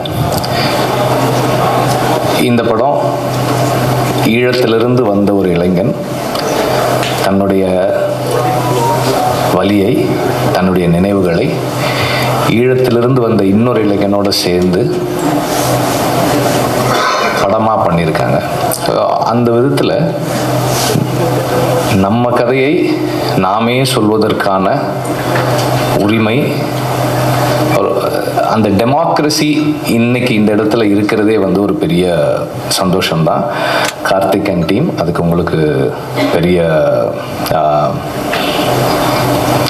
Hats off to you. And நீங்கள் வர்றது கூட பரவாயில்ல, ராணா இதுக்குள்ளே வந்தது தான் எனக்கு ரொம்ப I'm very happy that someone like Rana, who's from a different land where the standards of understanding is very different in terms of the conflict in Eelam and understanding. இங்கே நமக்கு நம் மக்கள், நம்முடைய சகோதரர்கள், அவர்களுடைய வலி நம்முடைய வலியாகவே பார்த்து வளர்ந்துருக்கோம். அவங்களுக்கு அப்படி இல்லை. ஆனாலும் சினிமாவின் வாயிலாக அதை சாத்தியப்படுத்திய சௌமித்திரனுக்கு இந்த இடத்துல மீண்டும் ஒரு வாழ்த்துக்கள். இந்த ஒரு ரைட்டராக சௌமித்திரனுடைய அச்சீவ்மெண்ட் இஸ் இம்மென்ஸ். ஏன்னா இந்த படத்துக்குள்ள வயலன்ஸ் இல்லைன்னு சொன்னாங்க. திஸ் இஸ் நாட் விஷுவலாக இல்லை violence. Extremely violent film. This is extremely violent in the sense, கதவை 10 பேர் தட்டுறாங்கன்னு தெரிஞ்ச உடனே அந்த வீட்டில் இருக்கிற பெண்கள் எல்லாம் 1 சட்டை 2 சட்டை 3 சட்டை போடுறாங்கன்னும் போது அது இன்னொருத்தரும் சொல்லியிருந்தாங்க. It's a very shocking thing. நமக்கு யூ ஃபீல் சோக்ட். அண்ட் ஒரு இராணுவ குழு நம் வீட்டு வாசலுக்கு முன்னாடி உட்காரும் போது அது நமக்கு ஏற்படுத்தக்கூடிய உணர்வு, அந்த பயம், அந்த உடைக்கு எப்போதுமே இருக்கின்ற ஒரு தன்மை, அந்த சென்சாருக்காக சில விஷயங்கள் நாம் செஞ்சுருக்கோம். அங்கே தான் ஒரு ரைட்டராகவும் நான் அவரை அப்ரிஷியேட் பண்ணுறேன். ஏன்னா சென்சாரோட உள்ளே போய் வெளியே வர்றதுன்றது அது இந்தியன் சென்சார்ஷிப்போட ஒர்க் பண்ணுறது, that again is a special craft. அதுக்கு நம்ம தனியாக பயிற்சி எடுத்துக்கணும். ஏன்னா அது இல்லைன்னா நிறைய சேலஞ்சஸ் வரும். ராஜமுருகனோட நான் ஏற்கனவே ஒரு தடவை பேசியிருக்கேன். அப்போது நாம் சொல்ல வேண்டியதை சொல்வதற்கும் அவர்கள் எடுக்க வேண்டியதை கொடுப்பதற்கும் திட்டமிட்டு தான் நம்ம படம் எடுக்கிறோம். அண்ட் இந்த படத்தை பார்த்தப்போ நான் வந்து சென்சாருக்கு முன்னாடி பார்த்தேன். எனக்கு தெரிஞ்ச இன்டர்நேஷ்னல் ஃபெஸ்டிவல் சர்க்கியூட்டில் ரெக்கமெண்ட் பண்ணுறதுக்காக இந்த படத்தை ஃபஸ்ட் டைம் நான் பார்த்தேன். அப்போ சென்சார் பண்ணப்படலை இந்த படம்.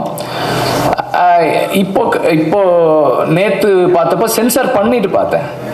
ஸோ சென்சார் பண்ணதுக்கப்புறம் நான் என்ன நோட்டீஸ் பண்ணியிருந்தேன்னா, இந்த படத்துக்குள்ள whatever that is overtly said has been censored, but the unsaid and the subtly said have been left there.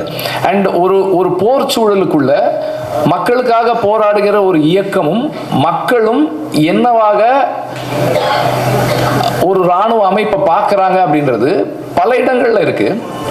அவர் சொன்னார் சிலதெல்லாம் யாராவது சொல்லிடுவாங்களா அப்படின்னு யோசிச்சிருந்தா நான் எல்லாமே சொல்ல போறேன் அப்படின்ட்டு தான் வந்தேன் நான்.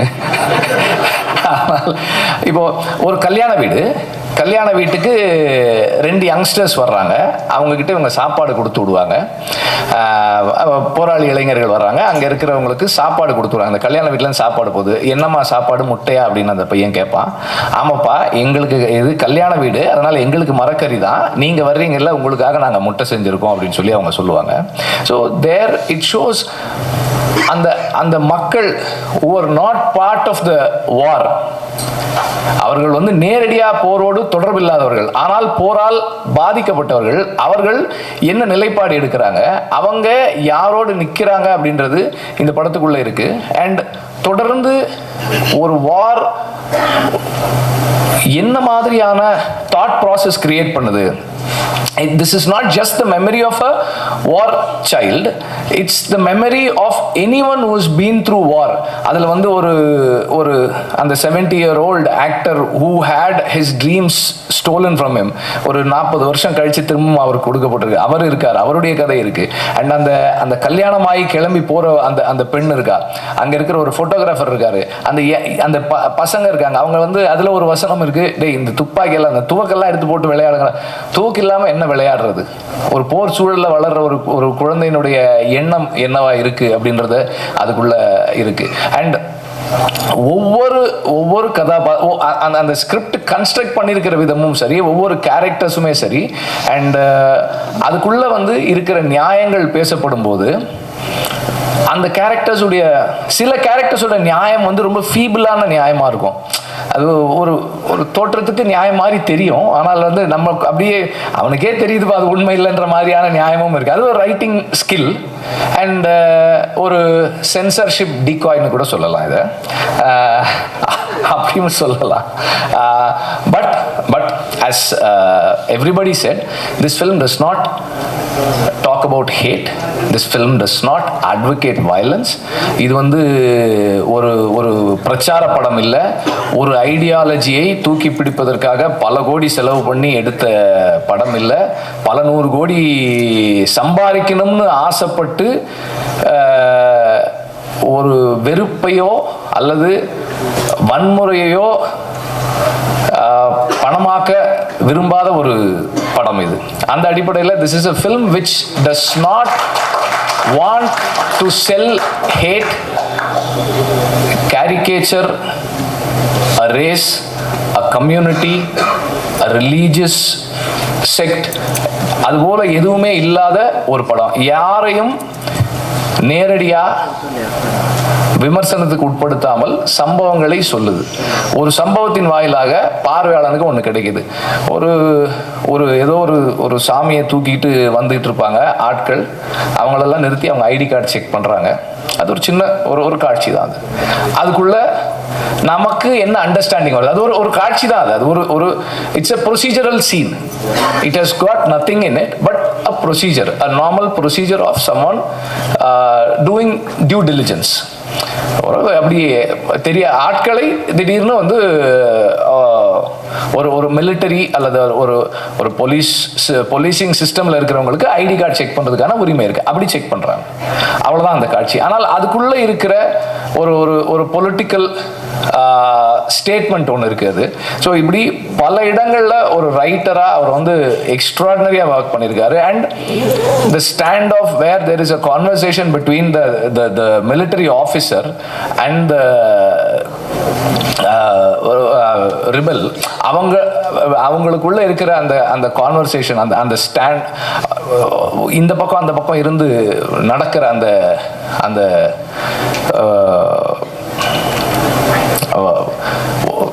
it reminded me so much of No Man's Land. அந்த No Man's Landனுடைய அந்த டிஃபரன்ஸ் இருக்கு. அதே போல அந்த ஒரு ஒரு ஒரு ஹியூமன் அண்டர்ஸ்டாண்டிங்கும் இருக்கு.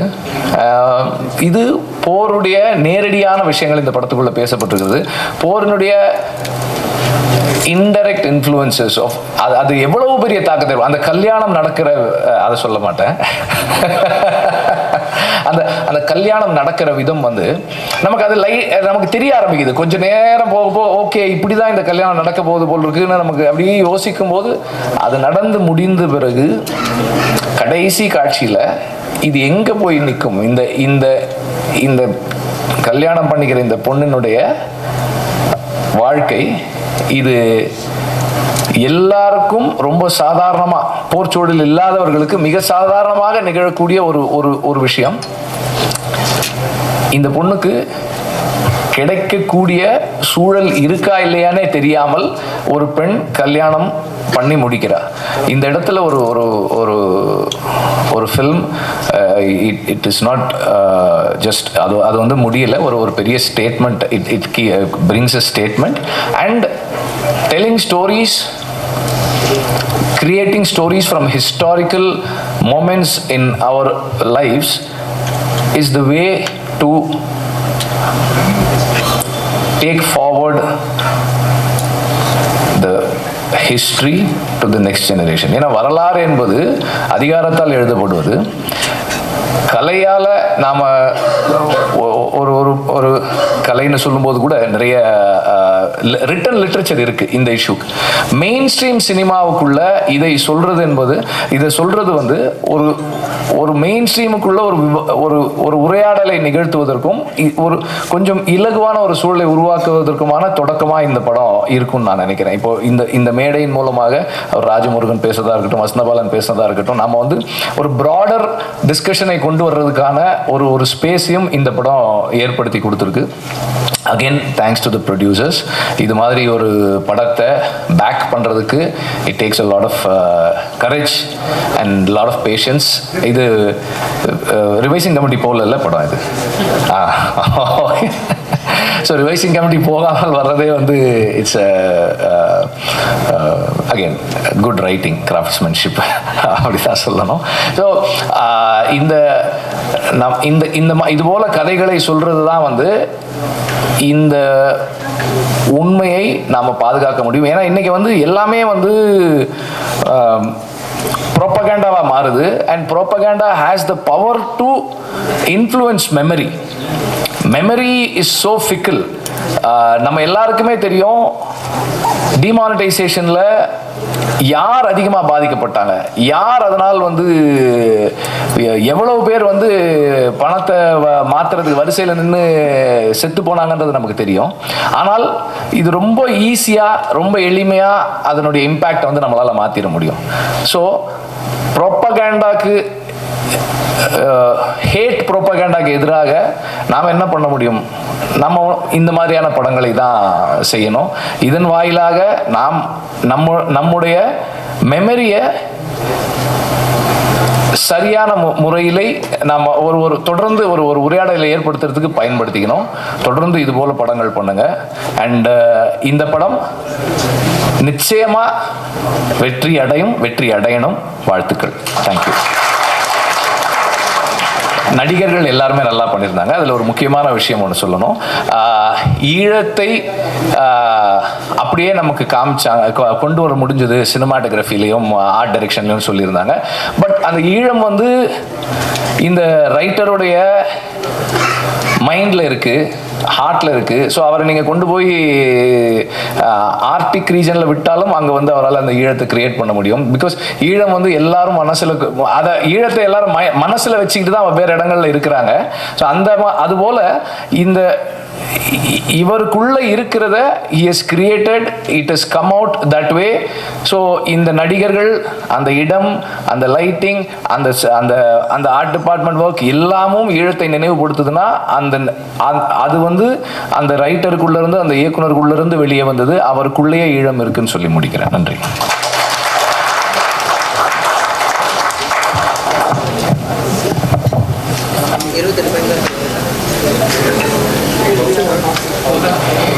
நன்றி சார்.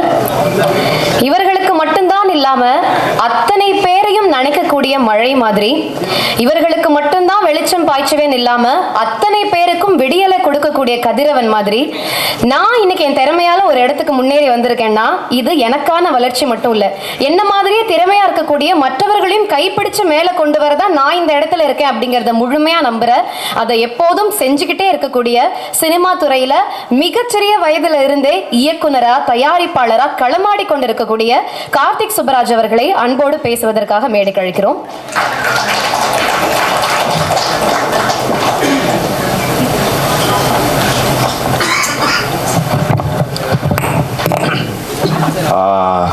ரொம்ப ஒரு செம்ம மொமெண்ட் இது.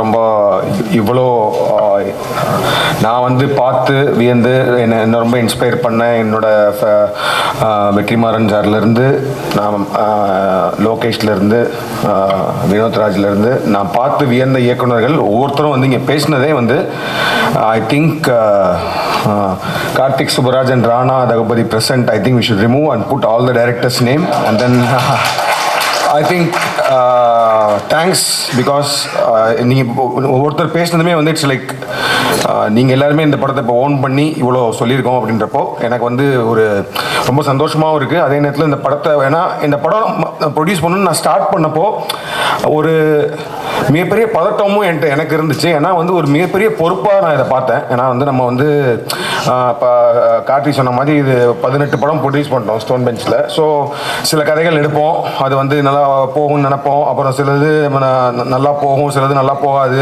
ஆடியன்ஸ் ரியாக்ஷன் இப்படிலாம்.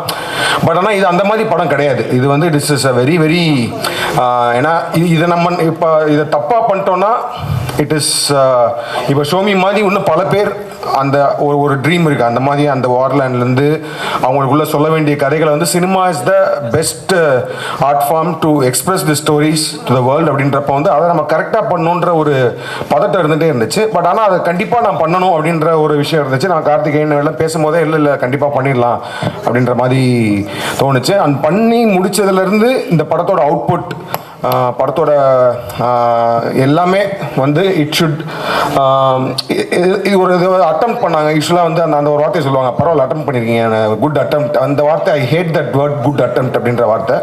ஏன்னா அட்டம்ப்ட்னாலே வந்து என்ன, so it is not it should be like a standard அப்படின்ற மாதிரி தான் இருக்கணும். ஸோ அதனால் இந்த படம் வரும்போது இது வந்து ஒரு மெயின் ஸ்ட்ரீம் சினிமா, நம்ம மெயின் ஸ்ட்ரீம் சினிமா ஆடியன்ஸு பார்த்து பழக்கப்படுற, பார்த்து என்ஜாய் பண்ணுற, பார்த்து ரசிக்கிற படங்களுக்கு எந்த வகையிலும் குறைச்சல் இல்லாமல் இதை ப்ரெசென்ட் பண்ணணும் அப்படின்றதுக்கும் மொத்தமாகவே ரொம்ப மெனக்கெட்டு தான் பண்ணியிருக்கோம். And I think today after நீங்கள் எல்லாருமே இந்த படத்தை பற்றி பேசினதுக்கப்புறம் I somehow feel very very content and happy. And I am sure ப்ரெஸ்ஸும் மீடியாவும் இதை அதே மாதிரி கொண்டு போய் மக்களும் இந்த படத்தை வந்து பார்ப்பாங்க. பார்த்து அதுக்கான ஒரு என்ன கனவோடு இந்த படத்தை நாங்கள் உங்களுக்கு கொடுக்குறோமோ அது நினைவாகுன்ற நம்பிக்கை எனக்கு இருக்குது.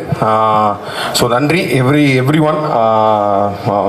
எல்லா பேரும் வருஷம் சொல்லாமல் இங்கே வந்த ஒவ்வொருத்தரும் அதான் நான் சொன்ன மாதிரி இட்ஸ் நாட் நம்ம they all own the film. So இவ்வளோ இயக்குனர்கள் இவ்வளோ பேர் வந்து பேசி இந்த படத்தை வந்து உங்கள் முன்னாடி வைக்கிறோம். April 3 ரிலீஸ் ஆகுது. கண்டிப்பாக அந்த படத்தை தேட்டரில் பார்த்து சொல்லுங்கள். அண்ட் ஷோமி ஐ திங்க் இது எனக்கும் ஷோமிக்கும் பல வருஷமாக, ஏன்னா எனக்கு அவரோட இப்போ ரொம்ப ஜிகர்தண்டாலேருந்து தெரியும், ஜிகர்தண்டா முடிச்சதுலேருந்து மீட் பண்ணியிருக்கோம். ஸோ எனக்கு வந்து அது மேலே என்ன சொல்கிறது, ஒரு எம்பத்தி இருந்துகிட்டே இருக்குது. சின்ன வயசுலேருந்தே இருந்துச்சு.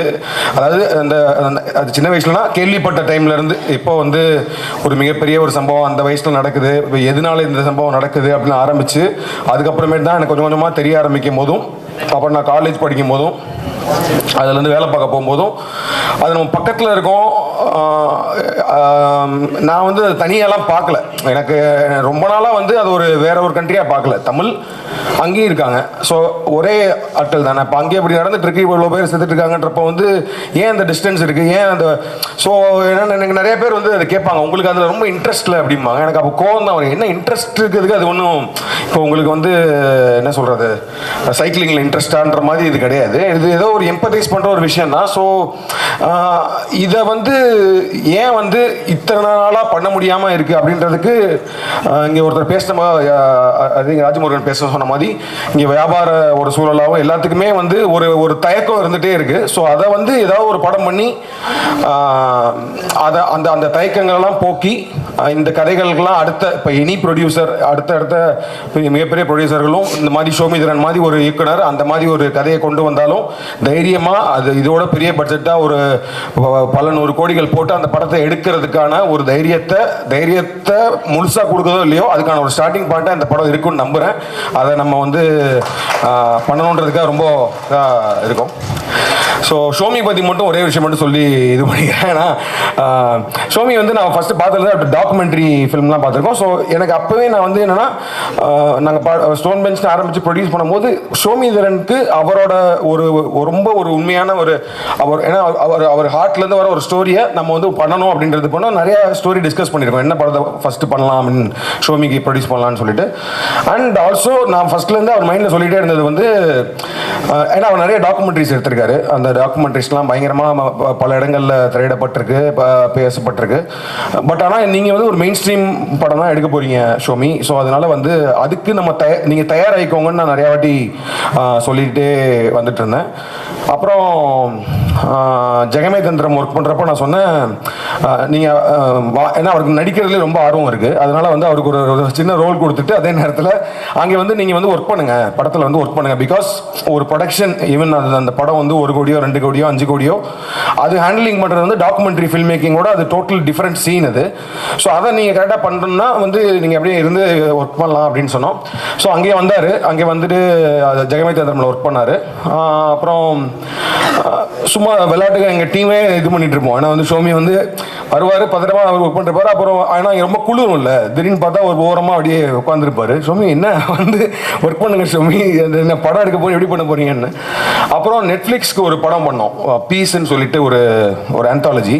ஸோ அதுவுமே ஒரு ஷோமி சொன்ன ஒரு கதை, நான் கொஞ்சம் அது எழுதி பண்ண போகிறப்ப நான் அப்போ ஷோமி என்ன சொன்னேன், நீங்கள் வந்து இதை கோ டைரக்டராக ஃபுல்லாகவே நீங்கள் எடுத்து பண்ணுங்கள், ஸோ தட் ஒரு எக்ஸ்பீரியன்ஸ் இருக்கும் உங்களுக்கு. ஏன்னா அப்போ நான் ஆல்மோஸ்ட் இந்த ஸ்கிரிப்டை லாக் பண்ணிட்டோம், ஷோமிக்கு அந்த ஸ்கிரிப்டை லாக் பண்ணி பண்ண போகிறோம் அப்படின்னு டிசைட் பண்ணிட்டோம். பட் அதுக்கு முன்னாடி ஒரு கான்ஃபிடன்ஸ் வர்றதுக்கும் இதுக்கும் நீங்கள் டோட்டலாக அந்த படத்தை வந்து எடுத்து பண்ணுங்க அப்படின்ற மாதிரி சொன்னோம். ஸோ அது பயங்கரமாக ஆர்வமாக எடுத்து பண்ணிட்டு இருந்தார் அந்த டைமில். ஸோ அது வந்து corona time, actually corona time பண்ணிட்டு இருந்தார். ஸோ 4 நாளில் ஷூட்டிங் போகும்போது நான் சொன்னேன், ஷோமி நான் ஷூட்டிங் வரப்போகிறேன், நான் எதுவுமே பண்ண போகிறது கிடையாது, நீங்கள் தான் ஸோ இதை நீங்கள் தான் டைரக்ட் பண்ணணும், ஆர்ட் டைரக்டர் நீங்கள் தான் பேசணும், செட் ஒர்க் நீங்கள் தான் பண்ணணும், எல்லாமே பண்ணணும், ஸோ தட் இது உங்களுக்கு நல்ல எக்ஸ்பீரியன்ஸாக இருக்கும் அப்படின்னு சரின்னு சொல்லிட்டு பயங்கர ஆர்வமாக பண்ணிட்டே இருந்தார். அப்புறம் கொரோனா டைம்னால அதுக்கப்புறம் மொத்த டீமுக்கும் வந்து இந்த ஸ்வாப் டெஸ்ட் எடுக்கிறதுக்காக வந்தாங்க. வரும்போது இவர் பயந்துட்டு அப்படியே போனார். நான் சொன்னேன், இல்லை டெஸ்ட் எடுக்காமல் விட மாட்டானுங்க கண்டிப்பாக அப்படின்றதுனா மொத்த டீமுக்கும் வந்து நெகட்டிவ், அவர் ஒருத்தருக்கு மட்டும் கொரோனா. அப்படி பார்த்தா அவ்வளோதான், அதுக்கப்புறமேட்டு அவரை லாக் பண்ணிட்டாங்க. ஸோ நான் சொல்லி சொன்னேன், அவனுக்கு ஒன்றும் புரியல. ஸோ அதுக்கப்புறம் டேரெக்டாக அவரோட படம் தான் ஸ்டார்ட் பண்ணோம் நாங்கள். ஸோ அவரோட படம் ஸ்டார்ட் பண்ணிவிட்டு ஃபஸ்ட்டு டே அன்றைக்கி ஷூட்டிங் போயிருந்தப்போ கார்த்தி சொன்ன மாதிரி ஃபஸ்ட் டே ஷூட்டிங் போகிறேன். ஃபஸ்ட் டே ஃபஸ்ட் ஷாட்டு பார்க்க போனோம். ஷோமி அவர் உட்காந்தாரு, அவங்க மேம் போயிட்டாங்க நினைக்கிறேன். அவங்களோட ஷாட் அவங்க வந்து டோரில் நின்றுட்டு இருப்பாங்க, ஒரு பேக் ஷாட் ஒன்று இப்போ இந்த ட்ரெய்லரில் கூட வரும் நினைக்கிறேன். ட்ரெய்லர் ஷாட் வருதா இல்லை, ட்ரெய்லரில் ஒரு பேக் ஷாட்டு, அதுதான் நாங்கள் எல்லாமே நிற்கிறோம். First day first shot okay rolling அப்படின்னு சொன்னாங்க. அப்புறம் கட்டுன்னு சொன்னாங்க, 1 more take, second third take, 4th டேக்லாம் இருந்துச்சு. அந்த ஃபஸ்ட்டு டேக் சொல்லும் போது பார்த்தா இவர் ஆக்ஷன் சொல்லவே இல்லை, ரோல் கேமரா ஆக்ஷன்லாம் சொல்லவே இல்லை. பார்த்துட்டு ஷோமி நீங்கள் சொல்லணும்ல அப்படின்னு, இல்லை அப்படின்னு சைலண்டாக இருந்தார். பார்த்தா அவரோட ஃபர்ஸ்ட் ஏடி அவர் யார், நம்ம விக்கி வந்து ரோல் கேமரா ஆக்ஷன் அப்படின்னு சொல்கிறாரு. இவர் பார்த்துட்டே இருக்கார். கட்டுமே வந்து ஒரு மானிட்டரை பார்த்துட்டு இப்படி மட்டும் சொல்லிட்டு போயிட்டார். அட பாவி என்ன என்ன இதுன்னா வந்து இல்லை இதுதான் ஹாலிவுட்டை ஏதோ சொன்னாலே ஏதோ ஒரு இதெல்லாம் இப்படி தான் பண்ணுவாங்க. டேரக்டர்ஸ் வந்து ஆக்ஷன் சொல்ல மாட்டாங்க. சரி ஓகே.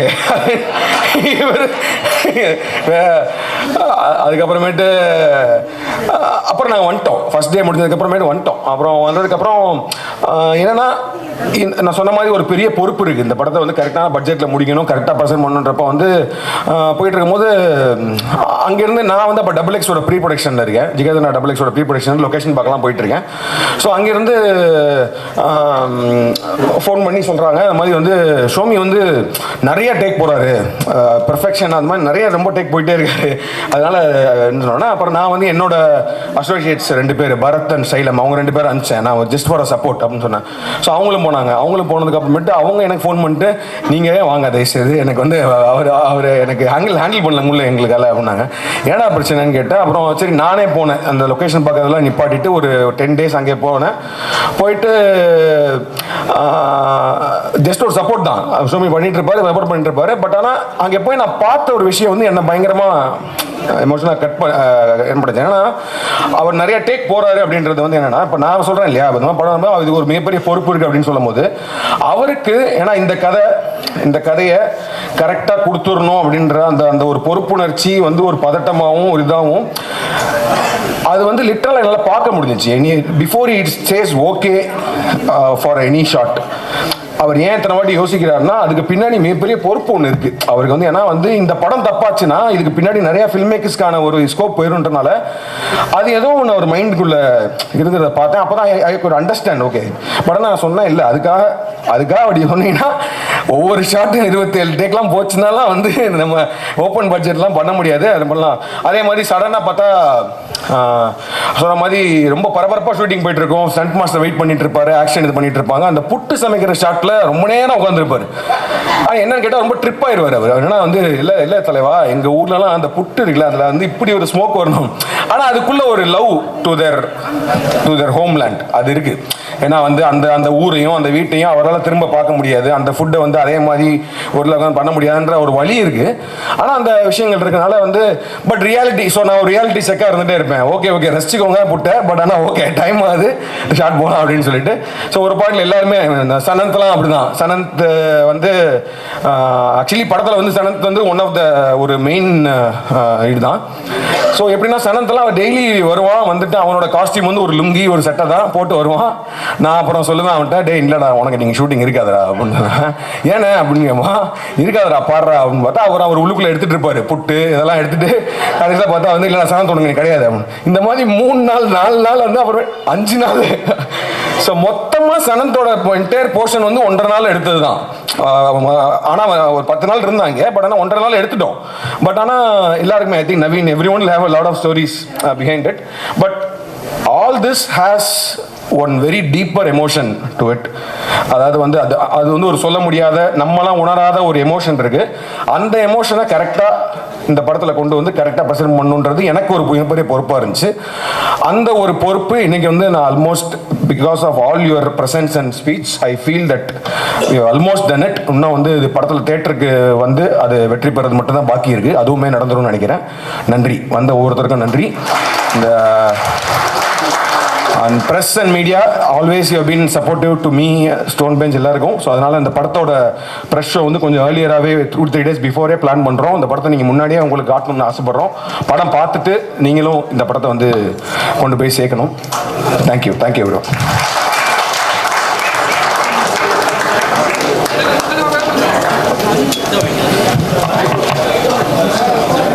நன்றிகள். சோமிதரன் மீண்டும் மீண்டும் சொல்ற ஒரு விஷயம் என்னன்னா, நான் மட்டுமே இந்த படத்தை பத்தி பேசிட்டு இருந்தேன், இப்போ இத்தனை பேர் இந்த படத்தை பத்தி பேசும்போது ரொம்ப மகிழ்ச்சியா இருக்குங்கிறத சொல்லிக்கிட்டே இருந்தாங்க. அது இன்னைக்கு சாத்தியமா இருக்குதுன்னா அது காரணம் கார்த்திக் சுப்புராஜ் அவர்கள் தான். நீங்க அது எந்த அளவுக்கு ஆழமா கொண்டாடிங்கன்னா அதை நீங்க சொல்றீங்க அப்படிங்கறத எங்களால புரிஞ்சுக்க முடியுது. இப்போ அந்த கொண்டாட்டம் அடுத்த லெவலுக்கும் போயிடுச்சு. அத்தனை இயக்குனர்களையும் அன்போடு ஒன்றாக மேடைக்கு அழைக்கிறோம். ஒன்னா சேர்ந்து இந்த ட்ரைலர் லான்ச் பண்ணணும்னு கேட்டுக்கிறோம். And cast and crew also.